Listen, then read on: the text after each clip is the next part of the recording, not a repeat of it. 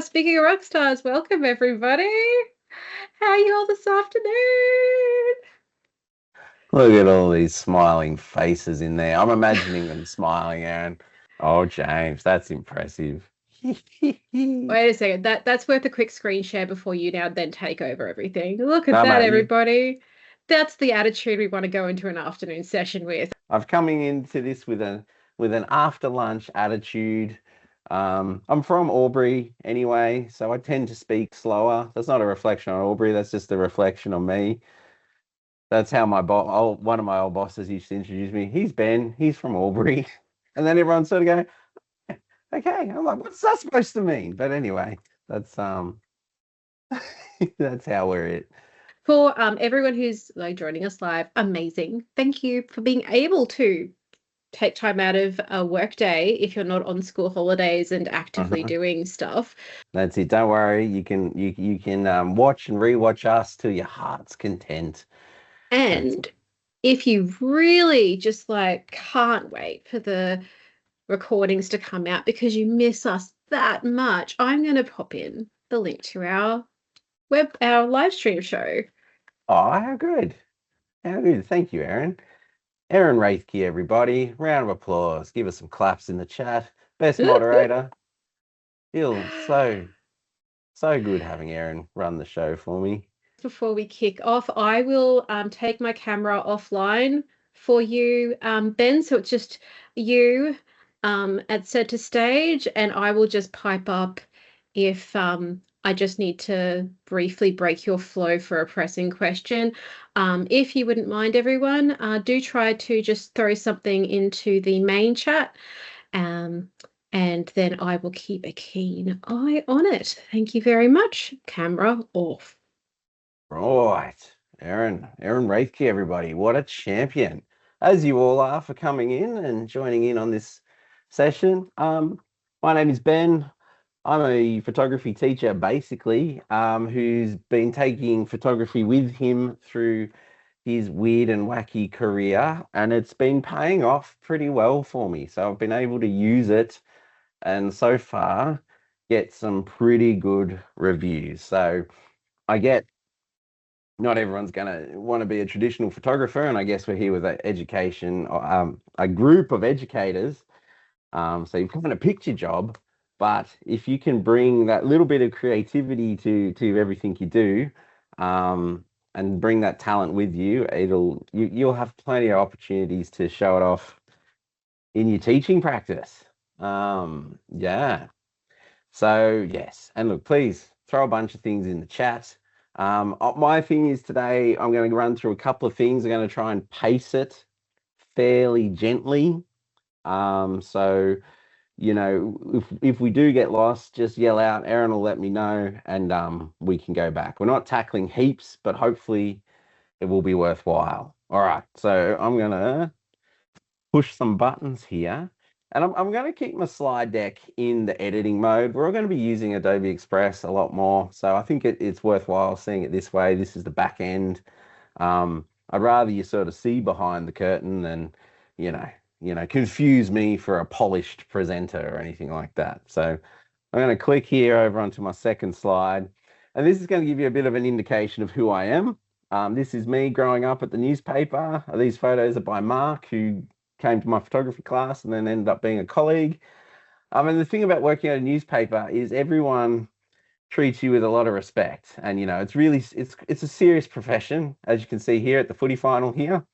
And you have your fun days and you have your other days here where you have to spend hours photographing motocross in the mud against what I've just realized, Aaron and co, is a giant bottle of some sort of poison. I've had this photo is like 10 years old. Only when I put it in to make this slide deck, I just realized that there. So that's fun. But just some of the things you do. And look, again, the respect you get from your peers when they make Photoshop compositions like this, comparing your camera physique to animals in the animal kingdom there. So yeah, that's that's the kind of respect you get as a photographer, but I wouldn't do anything else. And I try to bring that in with my teaching. I'm going to go through and do the housekeeping slides first because I always run out of time. I always forget that. So I'm going to get this in first, and then I can kind of tell Dr. Tim that I did do my due diligence there. So where can you find us if you liked what you're about to see? Well, Aaron's put in the chat, but we've got a little podcasting show where Aaron and I get together once kids go to bed at the start of every month, first Saturday. If you want to scan the QR code, it's there. There'll be links everywhere as well. I realize, Aaron, I'm always wearing the same shirt, so I need to work on that going into the future. Well, it's a contrast because I'm never wearing the same shirt. It's like I have a uniform. So you can reach us, you can watch us there. There's a ton of segments and bits of juicy things in there. Also over on LinkedIn, if you look for my name, it's Ben Eyles. If you look for the helicopter shot above Aubrey, you found it. And it's, you know, all the LinkedIn usual business and Ben Eyles at the end. If you message me, I will help you. That's kind of the deal. A lot of people think, oh, they're too busy. I'm not. I am busy, but I will help you. So if you're ever interested, drop us a message. If you prefer Instagram, you can scan that. That'll take me straight to your phone. Let me know if you prefer the black and white photos or the color photos. That's my gimmick. All right, we're nearly there. We're nearly into the good stuff. One thing I was involved in recently that was pretty cool. Last year, we had the New South Wales Department of Education. Let us know in the chat if you're from there or you're coming in from, you know, public education. We got to be filmed. They came to the gallery in Albury and a bunch of us were filmed to sort of, I guess it was kind of how to teach stuff. And these videos have been pretty cool. Like it's the idea of you're an art teacher, but all of a sudden you've been thrust into teaching a photography course or a unit or something like that. How do you do that? So look, Google materials in practice there. It looks exactly like this. It's the public page. I'm not logged in. I don't work for the DOE, but you can access all this kind of stuff here. If studio photography is not your thing, come on down and look into things like the acrylics, the ceramics, digital illustration with indie, drawing, printmaking. Super good resource that's just been put out into the universe. And I was pretty stoked to be a part of that one. All right, cool. Now, this is the bit that's going to be at the end, but I always forget to put it at the end, so I'm putting it at the start. Thanks for coming. Lots of QR codes there. And places to give great feedback and learn more. It's top event. Dr. Tim and all the crew, Molly and the family are brilliant. They look after us. They look after everyone. You just ask them and they will come running. So you've found yourself in a really great place. All right, that's the formalities. Let's get into the fun. More fun than the formalities. So back here, I was kind of thinking about, I'm a product design lead. I'm a photography teacher. The day job these days is how can we get in and pop in and out of TAFE courses, engage with subject matter experts to make pieces of content that kind of elevate things, make it engaging and fun. You know the drill. And often we do some pretty tricky stuff, which is kind of fun. But more often than not, we are falling into the same old tried and tested categories of photos with, you know, a little bit of a twist, videos, standard videos. Sometimes we have a little bit of a spin on them. And then some shortcuts and tips to enable you to kind of build this stuff your own. And as always, words. So if you write something really well, even though it's just text on a page, but it's really fun to read, you know, that still counts as being interactive. You know, if you're pulling people through the page or the Moodle shell or whatever with your words, that can work. So we aim for this always, and then try and pepper in all these other bits as well. So the presentation today is I'm going to show you some of the photos we've been working on, or examples of the like the photos we've been working on. I'm going to talk about some video stuff that you can use by yourself with the tools you've already got. So you don't necessarily need a camera, that kind of thing. And I'm going to show you some stuff in Adobe Express where you can go and get some shortcuts and tips, hopefully. So where you know, if something's a bit tricky, there's a little toolbox in there called Quick Actions, which can kind of help you out really, really well. And as I jump through all of that, you'll see me jump into an application here called Adobe Bridge, which has a folders full of all this stuff I want to show you. And then I might even jump into this little application here. You might have heard of it, Photoshop. As well. But for the most part, we'll be keeping it pretty light and pretty breezy. Does that sound okay, Erin? How's the chat going? Everyone seem happy so far? Yeah, just lots of, it's all love. It's all love. And lots of thumbs up.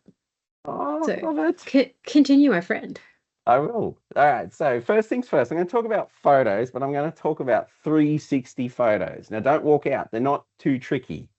I bought this recently. It wasn't that expensive. Like, it was expensive. It was about $700. And it's basically two action cameras strapped together. One films forward, one films backwards. Now, if you don't have one of these, that's okay. There's other like phone related things you can do. And I'll show you some other stuff as well with some AI things. But I'll show you what a 360 photo looks like. Basically, these kinds of photos put their pants on in the morning, just the same as any other type of photo. They're a rectangle, they're a JPEG, but the way they're recorded onto the sensors is kind of, it's distorted. Yeah. So this is the front of my house. I know I've got to Photoshop the lawn to make it look a little bit better or spray it or something. But you sort of see as you get out into the distance, things look pretty much normal. But when you get higher and lower, things start to warp. So there's me holding the camera. There's one kid. There's Flash. He's looking pretty distressed and stretched. And then there's Ollie there, but he's a bit further away. He looks kind of normal.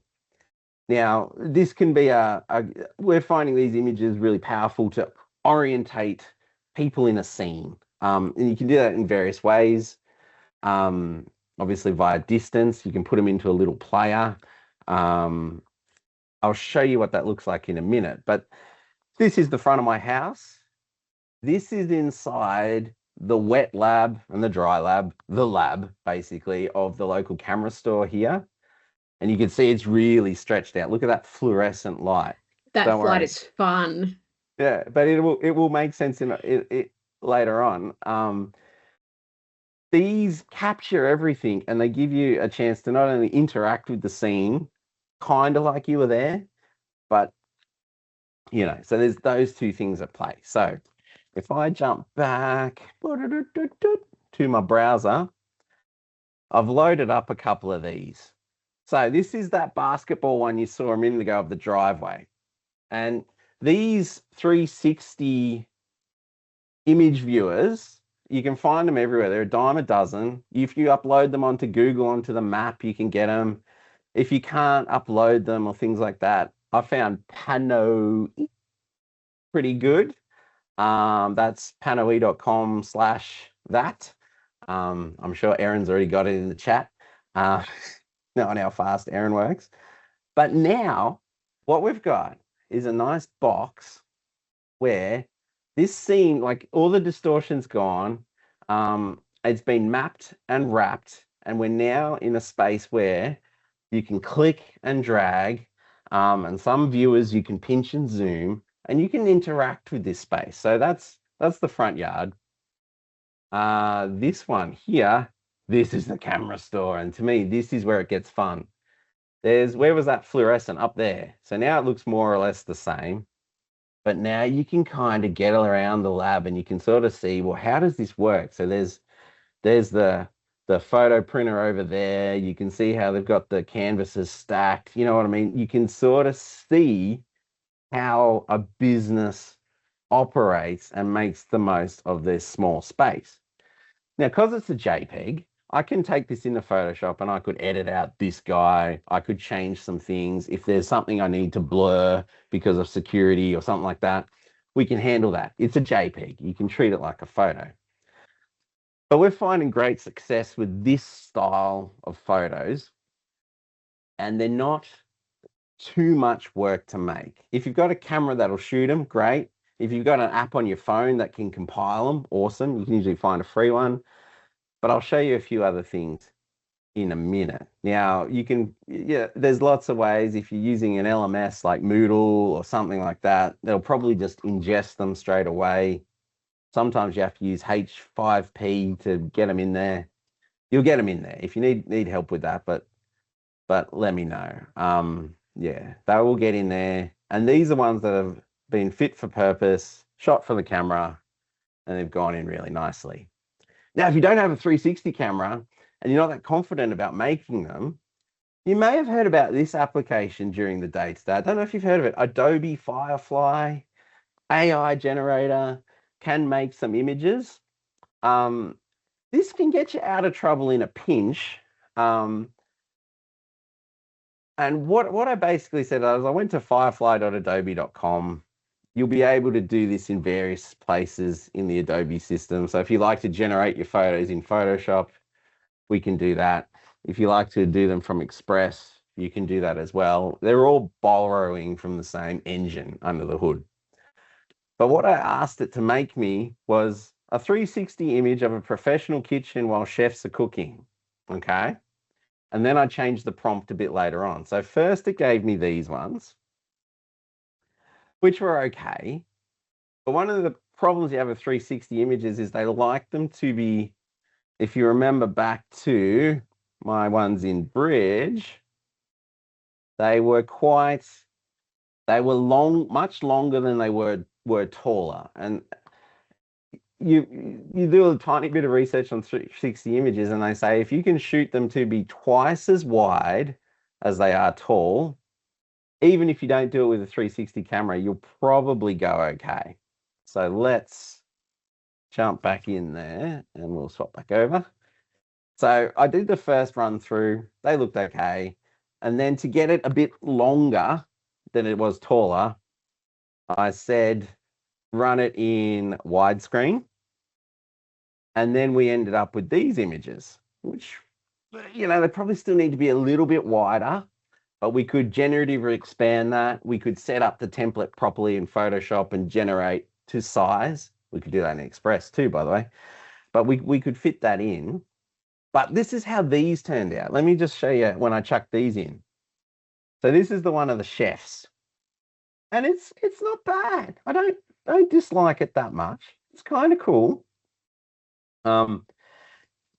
Like a lot of generated images, when you're trying to generate photos, resolution is an issue. And 360 images in particular, they want all the megapixels. They want all the resolution they can have. So, I mean, it was a quick little generation anyway, but you can sort of see those sort of, you know, faces get melty, feet get backwards. Yeah, that stuff like you're in a dream, which you forgive in a normal AI image because they're usually consumed quick. They don't stay on the screen long, that kind of stuff. It really kind of stands out here. So what I thought I would do, jumping back to my prompts, I'd steer into that skid and ask it to make it cartoon style. So the resolution stuff isn't as big a deal. And then this, once I loaded them in, we kind of came up with something like this. So that was kind of cute. You might find that works. You might find it's not. And like I said, we can take stuff out. We can put stuff in with, you know, cloning, generative fill, all that kind of stuff. We can make some stuff there.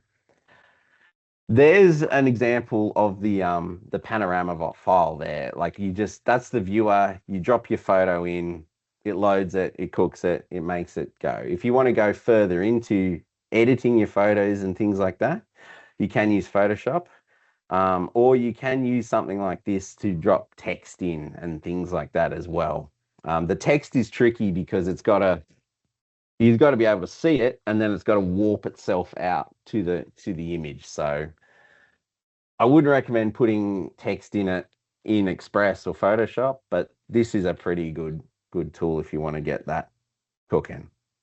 How are we going in the chat, Erin? Did I put people to sleep? Does that sound relevant? How are they No, happy with it? I see where there's lots of thumbs up. I've been taking notes as we go. A couple of links in there. I've taken some cheeky screenshots of your prompts because if Yes. people are going to try it themselves, it's always nice to maybe refine someone else's prompt. But yeah, I think that there's some people busily having a bit of a play while you demo, Ben. Nice, cool. Happy customers. That's what we want to see. All right.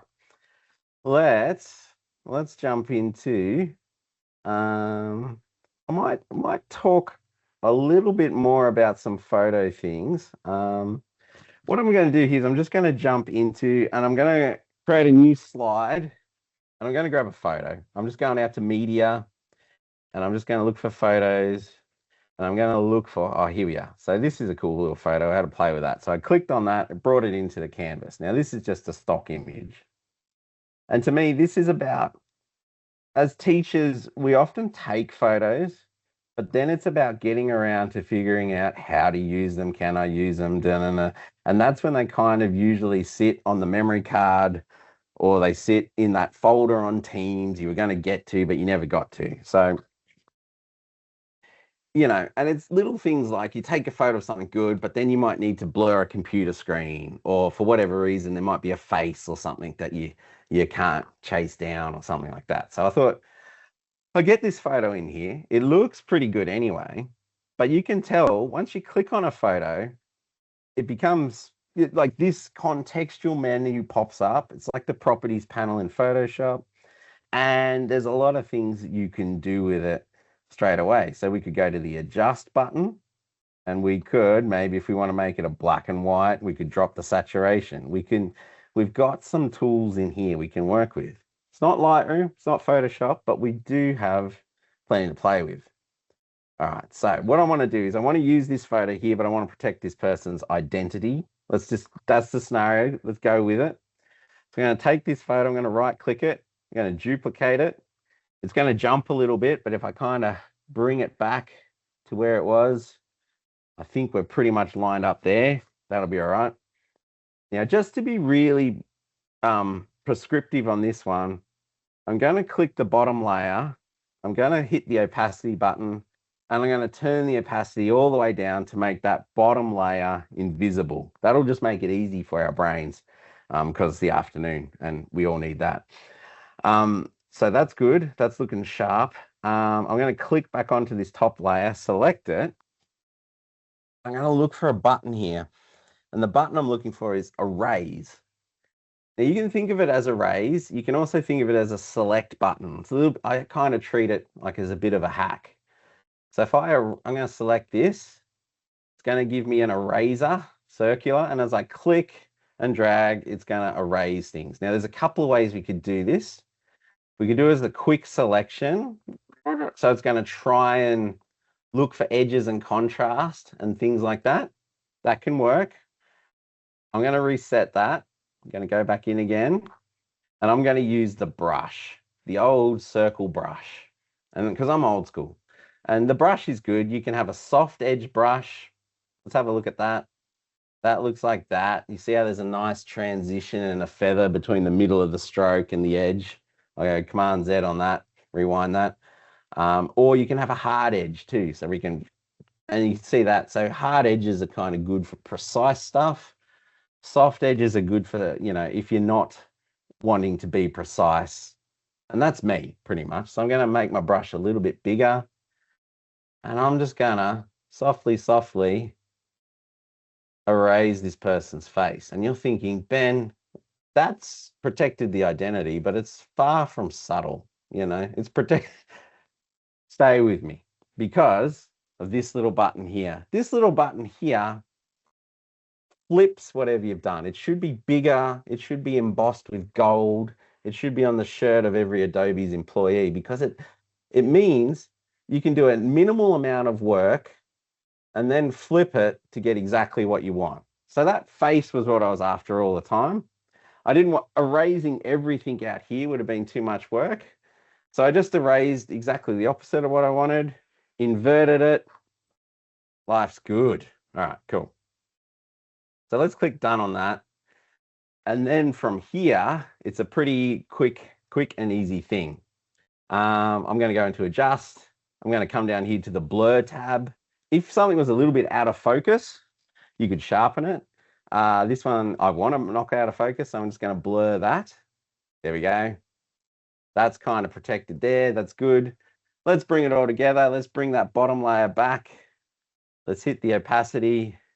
Let's bring it up. And there we are there. We're kind of almost there. I've got to just nudge my head back where it needs to be. And there we go. Pretty quick. So that was a quick little fix there. Now we've got a photo we can use. It's showing the work we're doing. We're not having to worry about a whole bunch of other things, which is a pretty cool thing, I think. And because all your mics are off, I'm hoping, I'm going to assume you're thinking that too. Now, we went really slow there. We went really slow just to build it up. But in practice, we could probably get one photo, chuck it in. I'm just resizing it to the canvas just to try and make it as big as possible for you guys to see it. We'll right click it.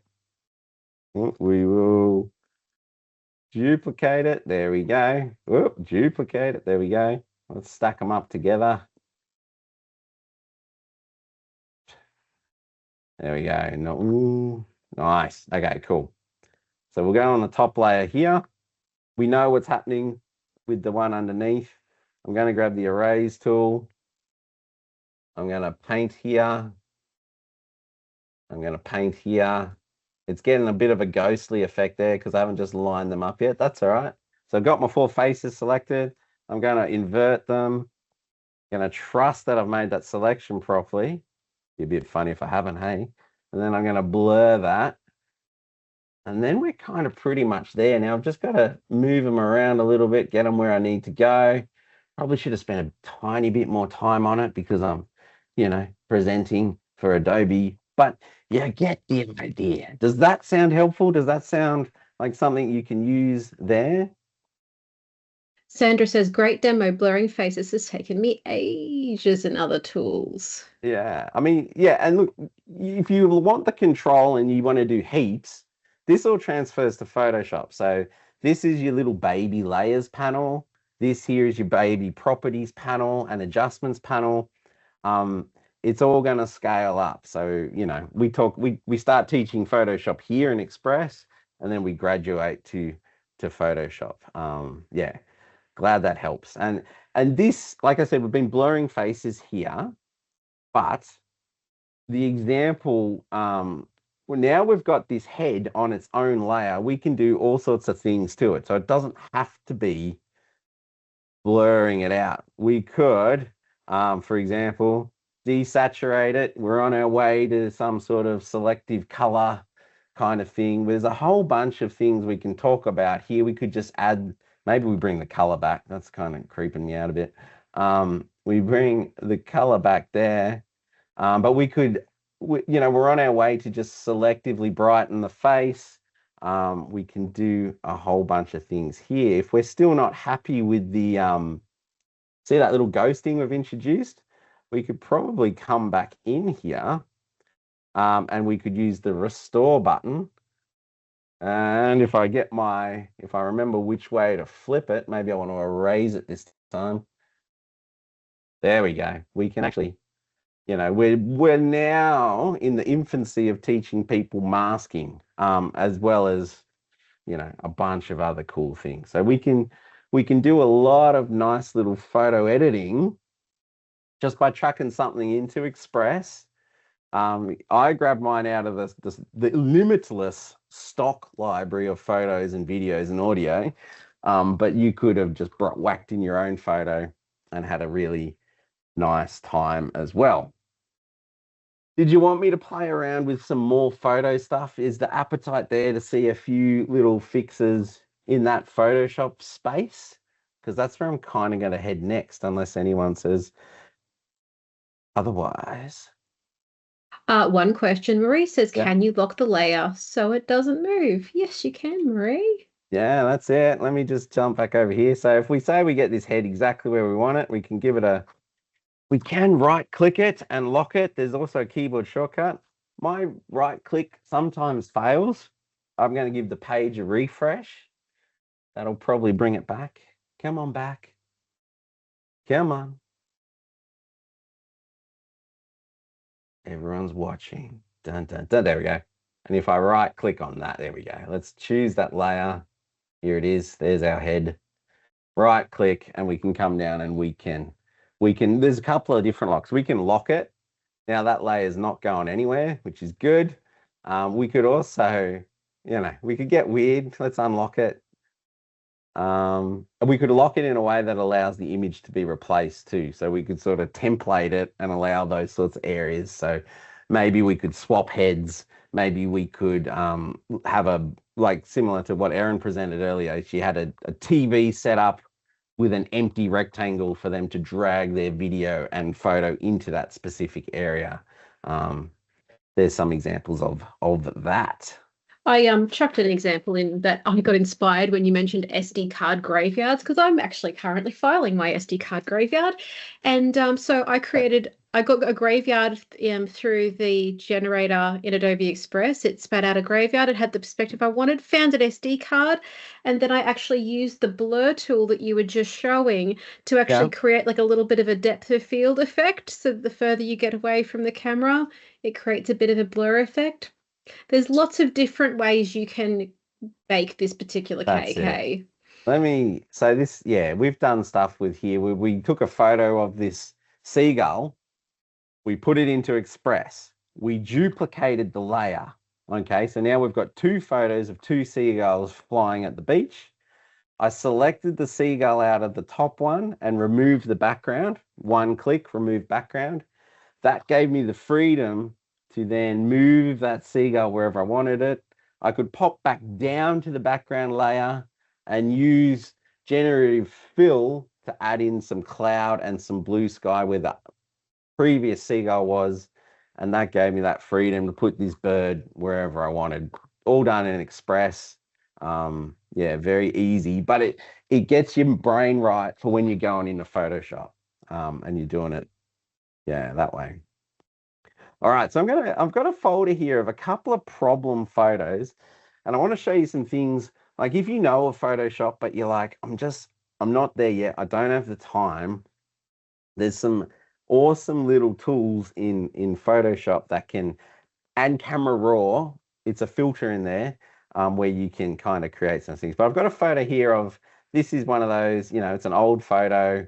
It's of my mum, and this photo is, I don't want to date my mum, but like 75 years old, maybe something like that, probably a bit more. That's an estimate. Gosh, I hope she's not watching. Actually, I kind of hope she is. Mum, if you're in the chat, that would be rad. So I'm going to fire it up into Photoshop here. And look, Photoshop's a kind of intimidating place if you haven't been there. But don't stress about it. I just want to make my screen a little bit bigger so you can see it. There you go. You're in safe hands with Ben. Yeah, that's it. Thanks, Erin. Let's say, look, there's a couple of things in Photoshop here. One of the troubles I find with teaching Photoshop, just for nothing, is that everyone moves their stuff around, and then, they're like, Miss, Ben, where's my thing? You've got a thing. My thing's not the same. So one thing that just quality of life, if you go to Window, Workspace, you've got all these different setups here. So if you're teaching graphic design, if you're teaching a bit more art-based, if you're teaching photography, you can click that, bam, it sets it up how, Adobe's kind of dreaming of it. If it still looks a little bit weird, you can come back in here, Workspace, and say reset it, reset photography. and then it'll do that. But that's a really quick way to get everyone back to ground zero kind of thing. All right. Anyway, I've got this photo here, Mum, and this is a really good sort of assessment task. You've got problems, you've got things you've got to fix. This is a scratched up photo. It's not overly sharp, and that kind of afflicts all sorts of photos.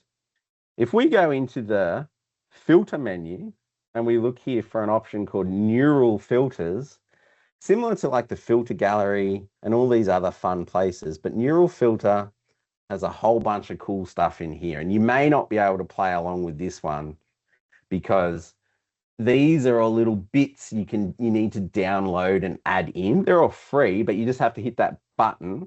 Photoshop thinks for a bit and then you're away. But this is Sensei, this is the AI having a little think. And it's already found a face. The one I want to use here is photo restoration. If I turn it on, like I said, sometimes these things can be a little bit buggy. This is processing on the device. That's good. You know, it's not necessarily going out to the cloud, which is great. Depending on the type of image you're using, you might find that reassuring. That's cool. That's going to cook here for a minute. Here we go. This is the waiting bit, Erin, that I always feel like it's the hard bit. We need hold music. I know. You should build it in. Cool. So this has done a couple of things. It's done an enhance the face. It's just cleaned up the photo a bit.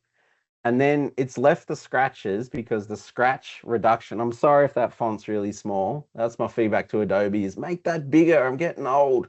Yeah. But let's zoom in on my mum's noggin here. In, there it is.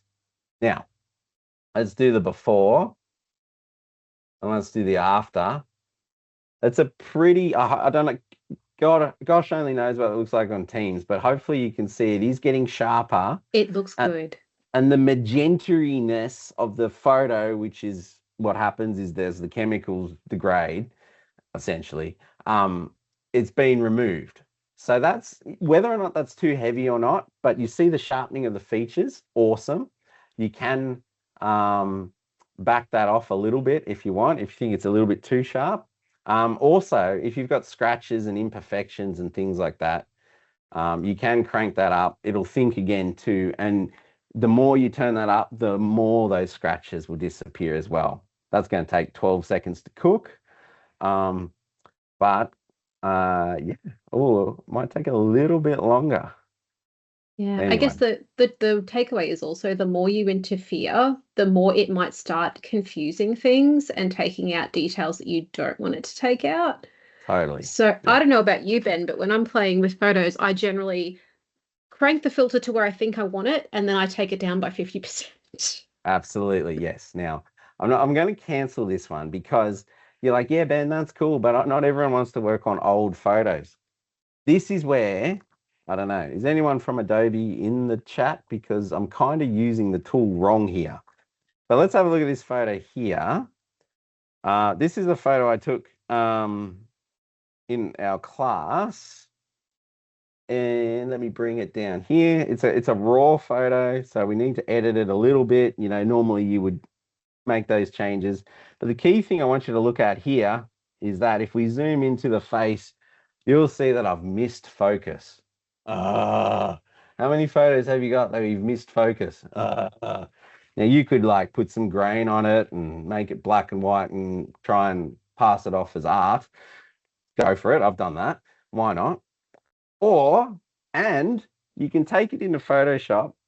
You could try to sharpen that out, but you know, you're polishing, you're not starting off at a great base there because it's just out. But with that thing we just saw there, if we do the neural filters, come on, photo restore, let's turn that on. It'll cook for a minute. I'm going to leave it alone so it just stinks. We might need to turn off this one, but this here can really save soft faces and things like that, which I don't know about you, but we always have shot a lot of, and it's almost the thing that ruins the photo because it's just not quite there. Throwing it in this thing might take a minute, but it could really help you save that resource that you almost have, I guess. Does that make sense? Does that sound helpful? Yes. There we go. Now it's cooked that out. That's probably a bit heavy. I'm going to drop the photo enhancement completely out of that. Well, a great application is if you're taking pictures of kids on the move. How often do they stay in the right field of view? Yeah, They're that's always it. on the move. That's it. So it's often that little bit of motion blur because they just were just your shutter speed was just a bit slow and they were moving just a bit fast. That's the before where I've missed. That's the after. Maybe you want to back it off a tiny bit, back to 50%, but that's a pretty good result that's gone from not quite to that'll do. Yeah. So just a couple of little saves there. Real fast. What have I got for time, Aaron? What am I sitting at? About 5 more minutes, aren't This I? is your 6-minute warning, my friend. But yeah, and it's worth mentioning. Yeah, like these kind of tweaks when you're getting to like this level, this is stuff that they haven't built into Express. But you can see where Totally. like the pathway is, where you make a few small changes in Express, you kind of hit your limit of that tool, and you're like, you know what? This is a project. It's important to me. I'm going to try something that is a little bit harder hitting. All right, real fast. This one here, this is a photo. It's a photo, and I've opened it in Camera Raw, which is in that filter menu as well in Photoshop. Just some fast stuff to check out while you're in here. If you come to where is it? The erase button here. Distractions, things that ruin your photo, and you're just like, I don't have time. But now we can get to the point where we can take out dust, we can take out people, we can have a crack at taking out reflections. Um, Give me the 10 seconds. It's all right. These sorts of things, if you know where they're tucked away, can really, really save that resource. You know what I mean? You took it, you saw the thing you needed, but there's someone in the background. This little people filter here can often save that without having to do that. If you're doing stuff at high scale and you need high resolution, it is worth jumping into the old photoshopping land too. And then let's give it the time. It's good. I've got a couple, and I want to talk on video and some other things, but the shortcuts, they're going to teach themselves. So I'll just point them out, and then the video won't take long.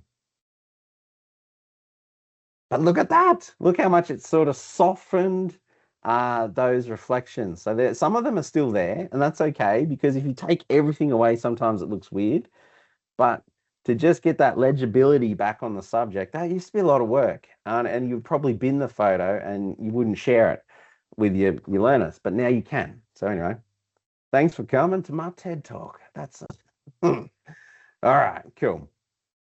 Okay, so I'm going to jump back to my slides here, and we're going to talk a tiny little bit about video. Now, you've been doing this conference all day. This is one of Adobe's greatest tools.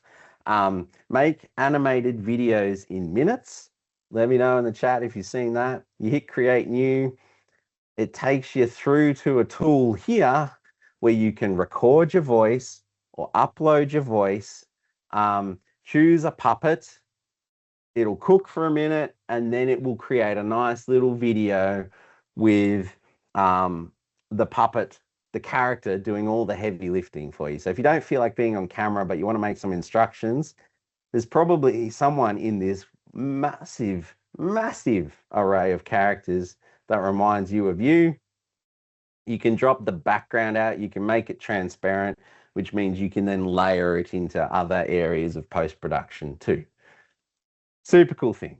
One example of that where we've used that is we made a sheep. We were doing some units for penning sheep. And so we created this image of the sheep, used Firefly, so it was commercially all right. And then we just animated the mouth. So I'm going to see if I can share my audio. See if that's going to cook. If it doesn't, don't stress. But the idea is you'll see. Just got Hi, a bit loud mateys. there, Ben. I hear you've come to help the boss pen the sheep for shearing. Your role is very important to make sure the sheep. Did everyone get to see the sheep talking? Yep, we could hear the sheep talking, but you might want to unshare your audio because it made your normal audio very loud. Sorry, everyone. Apologies. Yeah, you sound like you got a foghorn, man. So unshare your system audio. That is and my you should fix it. I have to remember how to do that. So I can, it cuts through the. Anyway, so that's easy. You put a photo in, you come to this tool here. You look for the character that is there's a character here for mouth, I'm pretty sure. Mouth only. You animate that, you whack it on your thing. It's very easy. People love it. And it's a really cool tool. It is so good on cartoony creatures. Just don't do it on a photo of somebody because it gets real weird real quick. It does, real weird. All right, real quick. So we saw the sheep. I want to take you to this thing. Oh, don't beach ball me, Mr. Computer. Thank you. This is a website. It's a part of the Adobe stable called Adobe Podcast. You think podcast, you think that doesn't have a heck of a lot to do with video, but does, okay? So what you can do is you can upload a video you've taken in here and it'll massage the audio for you. So I'm reluctant to reshare my audio again, but the computer audio is fine. Just don't talk while it's turned on. All right. I'll see if I can control myself. So let me do that. There's my sharing button. Have shared with me, and they're all about adding a little bit of learning into your team meetings. Okay, so you can hear the difference between original and enhanced, guys. It's amazing. And it's a neat little template that you can use. All right, I'm not blowing anyone off this chair, am I? Everyone's good? It's a little loud, but yeah, it's all good. Yeah, so I just gave a bit of running commentary for you. Appreciate that. So yeah, look, you won that in there. You give yourself some sliders to adjust your audio, and it goes from, even if you want little segments out of your Teams recordings or things like that, can be really good. You download them, you get a nice file, you can work. Other parts of Adobe Podcast that are fantastic is you can use it to caption your videos. So you put your video in there, get some captions. And if you also have a video in there, you can then edit the video based off the text in it. And sorry, Ben, time, my friend. That's cool. All good. So anyway, I'll show you real quick. You click on that. You'll see a conversation pop up. You'll see the Bens and the other Ben, because I did this with myself. If you come in here and you can delete words and things like that. Pretty cool. Now, the last thing, I know, the last thing is you're thinking, where am I going to go to get all these things? Or if I just have an easy job to do, go to the Express homepage. Mine looks a little bit different, but you're looking for quick editing tools. And in there, you will find a whole bunch of stuff that just, there's things that really bog you down. Trying to make a QR code, trying to convert something to a GIF, trying to edit a PDF when you don't have a license for Acrobat, trying to cut your video up into clips that are short and digestible. That's what Clipmaker does with AI. This here is just a treasure trove of awesome, awesome little things. And that's me. That's me. If we've got time for questions or whatever, but thanks for coming. Hope you had a good one. Thank you for the teaser. As always, Ben, it's been brilliant. Awesome. Thanks for coming, everybody. Like I said, I'm deadly serious. If you send me a message, you send Aaron a message too, we will help you. 100%. We like doing that stuff. So, hope to hear from you all soon. Thank you for your time. Cheers, everyone. Bye.